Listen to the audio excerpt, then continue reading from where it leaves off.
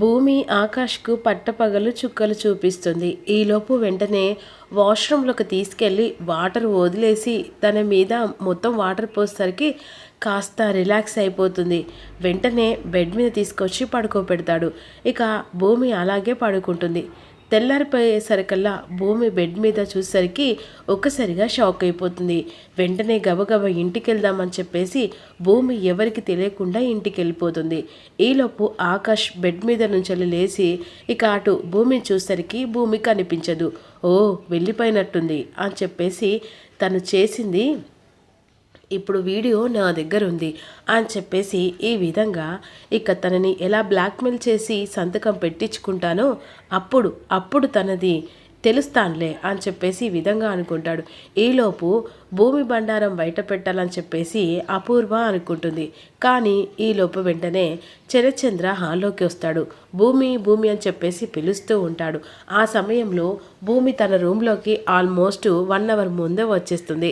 ఇప్పుడు భూమి లేదని బావకు తెలిస్తే అప్పుడు నిజం మొత్తం బయట పెట్టచ్చు కదా అని అపూర్వ అనుకుంటూ ఉంటుంది. పబ్బుకెళ్ళి ఆ ఆకాష్తో డాన్స్ చేసింది ప్రతి ఒక్కటి బయట పెడితే అప్పుడు భూమిని ఇక్కడి నుంచి వెళ్ళి మెడల్ పట్టుకొని బయటికి గెంటేస్తాడు. అదే కదా నేను కావాల్సింది. అమ్మ భూమి అని చెప్పేసి పిలుస్తుండగా హా నాన్న అని కిందికి వచ్చేస్తుంది. అపూర్వ షాక్ అయిపోతుంది. ఇదేంటి, ఇది వాడితో ఉంది కదా, పబ్బుకెళ్ళింది కదా, ఇది ఎలా వచ్చింది అని చెప్పేసి ఈ విధంగా ఆలోచిస్తూ ఉంటుంది. ఆ సమయంలో అమ్మ భూమి ఇక చిన్న పని ఉంది, నేను బయటికి వెళ్తున్నాను. సరే నాన్న, ఇక నువ్వు మాత్రం ఇంట్లో ఉంటావు కదా. హా నాన్న ఇంట్లోనే ఉంటాను. సరే అమ్మా అని చెప్పేసి ఇక శరత్చంద్ర వెళ్తాడు. అప్పుడు అపూర్వ ఆలోచిస్తూ ఉంటుంది. ఏంటి పిన్ని బాగా థింక్ చేస్తున్నట్టున్నా?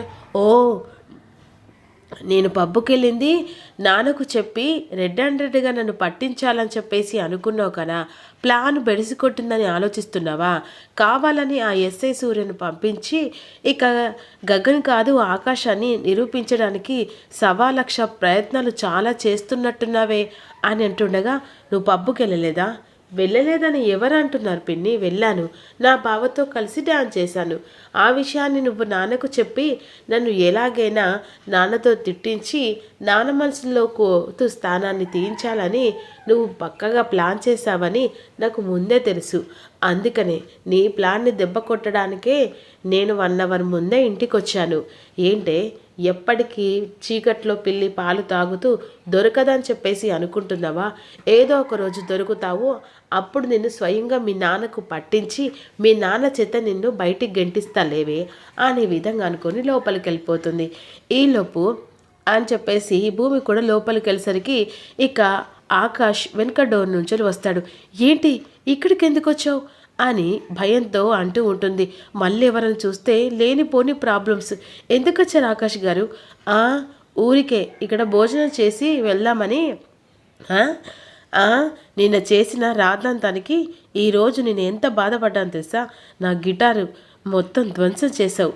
అది నా హార్టును మొత్తం విరిచేసావు. అయినా నేనెందుకు అలా చేస్తాను? ఎందుక ఒకసారి వీడియో చూడు అని ఆ గిటార్ పట్టుకొని ఇక ఆకాష్ను ముప్పు తిప్పలు పెట్టి 3 చెరువుల నీళ్ళు తాగిస్తున్న వీడియో ఆకాష్ దగ్గర ఉంటుంది.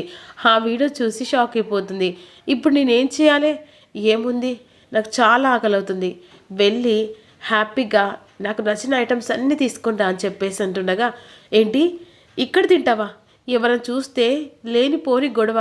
వెళ్తావా లేకపోతే వీడియో అమ్మకు చూపించాను? వద్దొద్దు వెళ్తాను అని చెప్పేసి గగ్గరికి నచ్చిన ఎగ్స్ ఇక పండ్లు అవన్నీ కోసుకొని వచ్చి ఇక్కడ 3 ప్లేట్లలో పెడుతుంది. ఆ సమయంలో ఇక తను ఆ ప్లేట్లను చూసి హాహా అన్నీ ఐటమ్స్ తీసుకొచ్చావా, చాలా సంతోషంగా ఉందని ఆ ప్లేట్లన్నీ ఓపెన్ చేసి చూసేసరికి ఏంటి అసలు హాస్పిటల్లో పేషెంట్లకు పంచిపెడుతున్నావా? ఇవన్నేంటి అంటే మా బావ ఇలాంటి ఫుడ్డే తింటాడు. ఏంటి ఇలాంటి ఫుడ్ తింటే పేషెంట్లు అయ్యి హాస్పిటల్లో పడతారు. నాకద్దు, నాకు చికెన్ బిర్యానీ మాత్రమే కావాలి. ఇదిలా ఉండగా ఇక నక్షత్రకు చికెన్ బిర్యానీ తినబుద్ధి అవుతుంది. అమ్మ చికెన్ బిర్యానీ చేసి పెట్టావని అని చెప్పేసరికి అపూర్వ చికెన్ బిర్యానీ చేసి డైనింగ్ టేబుల్ దగ్గరికి తీసుకొస్తుంది. హ్యాపీగా చికెన్ బిర్యానీ చేసిన తర్వాత ఈలోపు వెంటనే అలా మూత తీసి చూసరికి దమ్ బిర్యానీ తల్లి హ్యాపీగా లొట్టలు వేసుకొని తిను అని విధంగా ఇక అపూర్వ డైనింగ్ టేబుల్ దగ్గర పెట్టి వెళ్ళిపోతుంది. ఈలోపు ఆ స్మెల్ ఆకాష్కి వస్తూ ఉంటుంది. అదిగో ఇక చికెన్ బిర్యానీ, అది నాకు కావాలి. ఏంటి తెస్తావా లేకపోతే వీడియో వద్దు, తెస్తాను మహాన్ బావా అని డైనింగ్ టేబుల్ దగ్గర వెళ్ళేసరికి ఇక వెంటనే నక్షత్ర చికెన్ బిర్యానీ ఇక తన ప్లేట్లో పెట్టుకోవడానికి అలా గరిటె పట్టుకొని పెడుతుండగా 1 నిమిషం అని చెప్పేసి చికెన్ బిర్యానీ మీద మూత పెట్టి ప్లేట్ పెడుతుండే. ఏంటే నువ్వు పట్టుకెళ్తున్నావు? అది మా అమ్మ నాకు చేసింది. ఇంకొకసారి మాట్లాడమనుకో పండ్లు రాలుతాయి. నాకు చికెన్ బిర్యానీ తినబుద్ధి అవుతుంది. మళ్ళీ కావాలంటే మీ అమ్మతోని చేయించుకో. ఏంటే ఏం వాగుతున్నావు? చెప్పాను కదా, ఎక్కువ తక్కువ వాగానుకో చెయ్యి నీ ఒంటి మీద ఉంటుంది దే అని చెప్పేసి ఆ చికెన్ బిర్యానీ ప్లేట్ పట్టుకొని లోపలికి వస్తుంది. ఈలోపు ఆకాష్కి చికెన్ బిర్యానీ పెట్టిన తర్వాత వావ్ ఎంత సూపర్గా ఉందో తెలుసా అని లొట్టలు వేసుకుంటూ తింటుండగా ఈలోపు మమ్మీ అని గట్టిగా పిలుస్తుంది. ఏమైంది నక్షత్ర?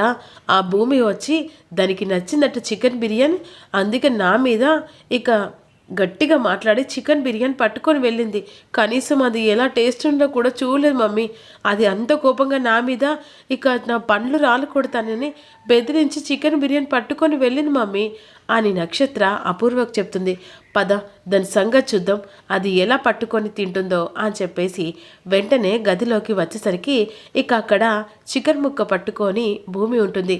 ఏంటే ఇక నా కూతురుకు ప్రేమతో చికెన్ బిర్యానీ చేస్తే నువ్వు కావాలని ఈ చికెన్ బిర్యానీ తీసుకొని తింటున్నావట అని అంటుండగా, అవును నాకు నచ్చింది నేను తింటున్నాను. అవును నువ్వు తింటున్నావు, మరి 2 ప్లేట్లు ఎక్కడియే?